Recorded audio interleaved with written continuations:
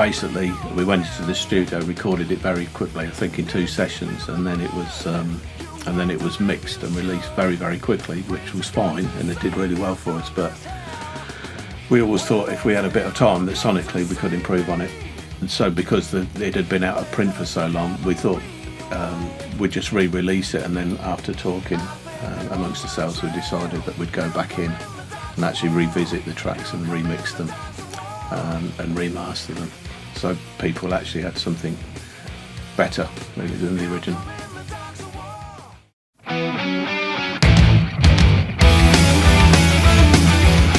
During the course of the last few years, really, we've had several occasions where people keep asking about the Dogs of War album on CD and on vinyl as well.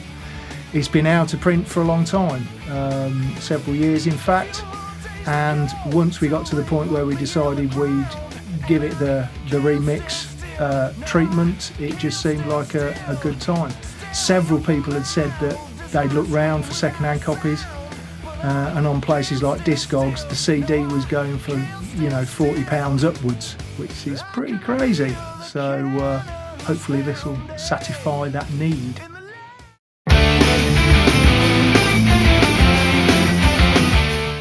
It sort of became apparent that it was the songs on Dogs of War were very, very well thought of, and a lot of people wanted something for some time that they'd said to us.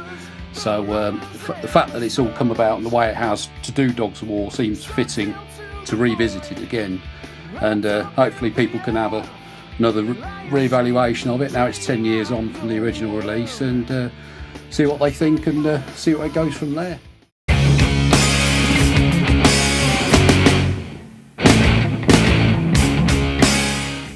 Well, Soldier basically, to all intents and purposes, retired, and we was contacted to ask to do 2 gigs, British Steel Festival and Hard Rock Hell, and we'd rehearsed with Richard with a view to going out live, which never happened. So I contacted him, and so we started rehearsing.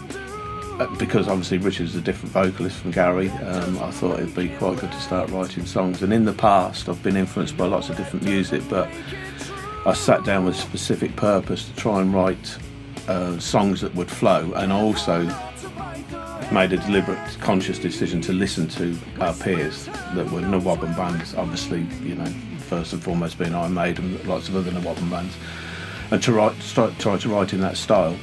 And a lot of songs came out. I had some lyric ideas for a couple of them, but the rest I gave to Richard, that had his take on it, which ended up being, as far as I'm concerned, the album really that Soldier were always capable of.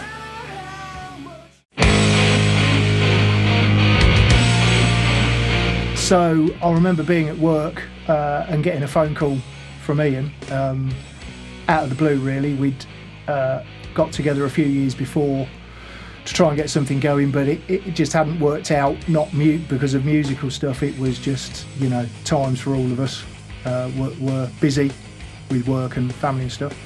But yeah, got this phone call. He'd been offered a couple of really good gigs, which we started working towards. Plus he'd been writing a lot of the songs that would eventually go on to Dogs. He sent me over a CD with all the initial demos on, which were literally just like a click track and the guitar parts. Some of the songs had lyrics, full lyrics, some had just like a verse and a chorus, some had nothing. So there was a bit of work for me to do there, lyrically and melody wise and stuff, but it was pretty bish bash bosh. We didn't really have that much rehearsal time. I worked at what I was going to do, and then we went into the studio, and it was sort of like just over a couple of sessions, banged all the backing tracks down, got all the vocals down, and that was it.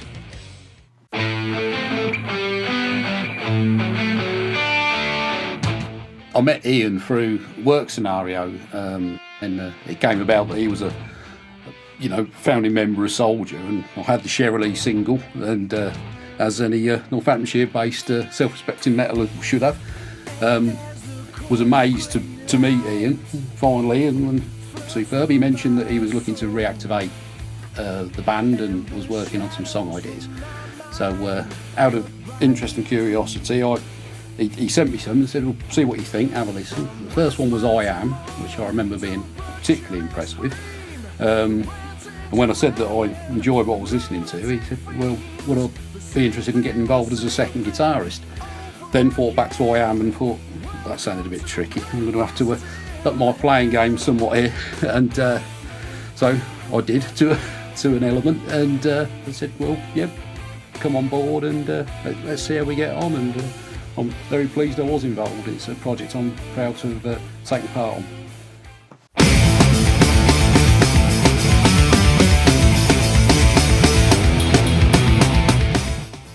Both Richard and myself have been involved with the recording side of things, and we're very interested in the technical side of things and how music sounds. And as I said earlier, it was done at such a fast pace. Glenn did a great job, but it was in a very short space of time, and we just thought that we could do those songs much better justice than they actually had. And so it turned out to be a much longer job than we originally envisaged. And with COVID and everything, it ended up being nearly 3 years to get it completed. But and for our own personal benefit, because we'd written those songs, we wanted them to hear them sound a certain way, which we are now happy with. And if people haven't got the album, I think they'll be very pleased. But I think even if people have got the original Dogs of War and compare the two, it is a different level.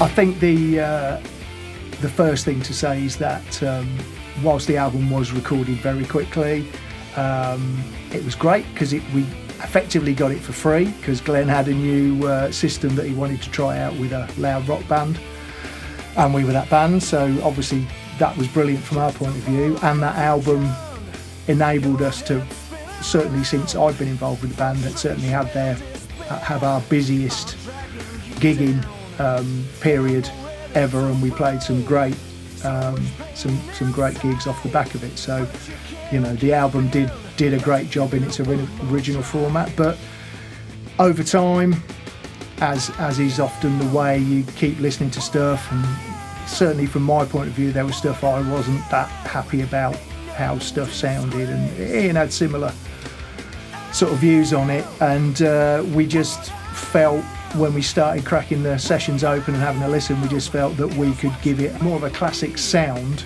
that I think certainly that Ian had envisaged it should have had, and I think the end result is I don't want to say better, because lots of people will love the original album. For me, it's just ballsier, and as we were going through the sessions, there were so many bits that we were almost hearing for the first time. We'd be sitting here mixing stuff, and I'd say to him, well, have you always played that? And he'd go, yeah. And it would be things, guitar lines that I'd never heard, the bits on the bass that Steve had played that I'd never heard. So going through the process was really interesting, because a lot of the songs just, for me, had taken on a new lease of life, just because there's stuff in there now that you can actually hear that you wouldn't have been able to hear on the original mix.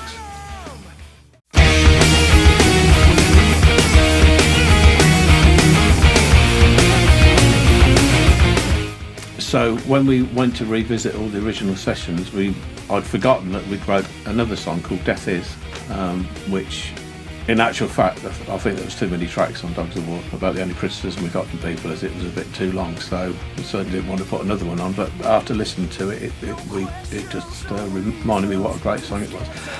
And also it was in total keeping with the rest of the album, because it was actually written for that album. So we put that on, took the previous two bonus tracks off and replaced it, and then the other one was Magician. So Magician's sort of like, I've got a soft spot for that, because that's the first song I ever wrote for the band, or the first song I ever wrote, period.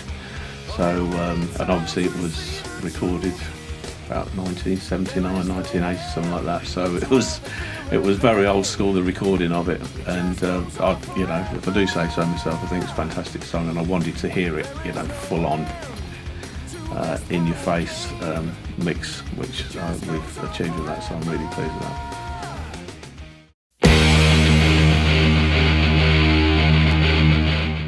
The original album had a couple of tracks. There was an instrumental called Crash Course and a kind of acoustic-y thing called Hanging Tree on, which are, you know, were good tracks, but really didn't probably fit in that well with the album. And in hindsight, really, it was probably too long. We did have a couple of reviews that said, yeah, it's great, but it just goes on a bit too long, is one point to make. And as we were going through all the sessions for it, this sort of goes back to a bit of I had an unfortunate hard drive failure a little while back, so we had a scramble around just trying to recover stuff and just double checking what Ian had copies of, what I had copies of. And during that process we came across one that we'd both sort of forgotten about. It was a song that was originally written for the album, but we never finished it. It's a song called Death Is, and we both really liked it at the time, but it never sort of really worked. We never felt like we got it to where it should be. Coming back to it these 10 odd years later, it was like, this is a kick-ass song. It just needs a bit of tweaking, arrangement wise, which we did. Came together really quickly, and it really complements the original album, so that one was a definite in. Also, Ian had been working on a new version of Magician, and I remember coming round for the first time. He was like, listen to this, and it's, you know, it had like all these guitars and strings and kitchen sink, everything was on it, but it sounded monster. So that one just had to go on as well, really, because it just sounds so good. Ironically, we've still ended up with a very long album, but it's all killer, no filler, start to finish.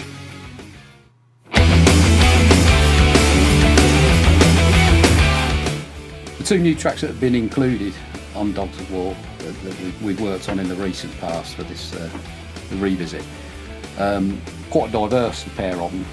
Death Is a natural, that particular track is a real natural fit to a lot of the more fast-paced material on Dogs of War, and when we were working on it recently, it was I wish this one had been on the original album, because it was one I particularly like, because I'm a big fan of the probably the faster end stuff. But then having heard early versions of Magician, I found that one to be a very interesting one to work on. Stylistically, it checks a lot of bands that I really enjoy, like Deep Purple, Rush, that sort of style of stuff, and it's a lovely distinctive sound to it, and very different to anything else on the album, and one that's again very proud to have worked on, and hopefully that shows the diversity that Soldier as a band will put across.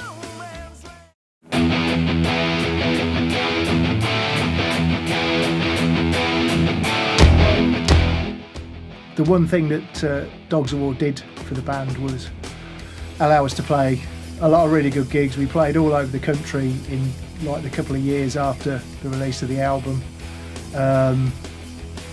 Specifically as well, we did British Steel Festival down in Camden in London.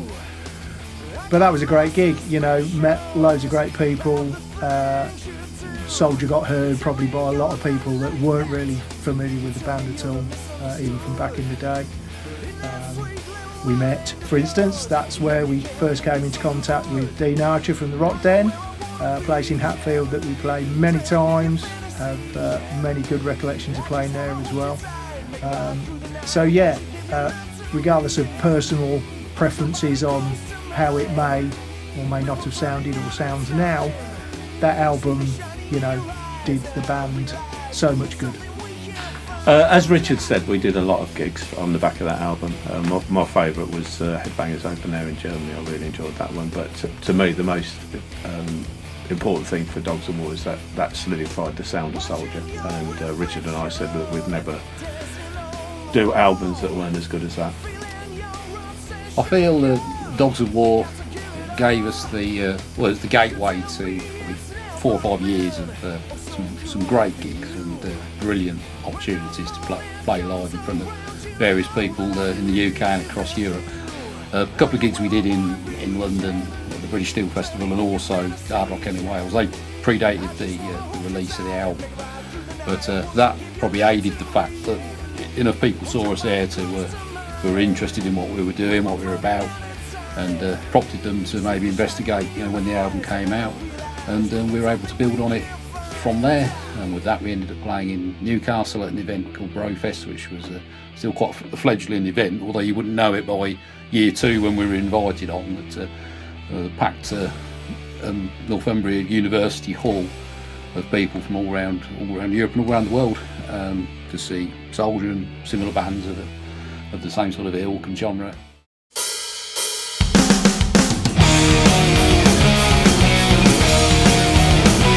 So when Richard and I were discussing about the 2 new songs, I suggested to Richard that it might be give it a different feel to have somebody do the lead guitar work, especially as I spend all my time now writing and mixing and stuff like that. So and really we thought if we can get somebody in that's like a next level lead guitar player, it would enhance the songs and give it, take it to an even better level. And Richard played for years with a local guitarist called Andy Pointer.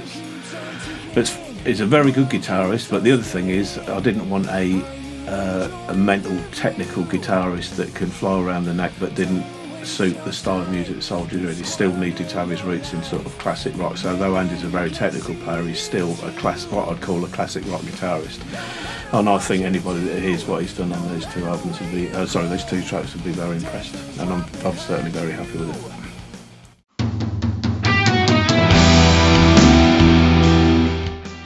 When we were starting to record Deathies and Magician, I know that Ian wanted someone else to come in and play lead.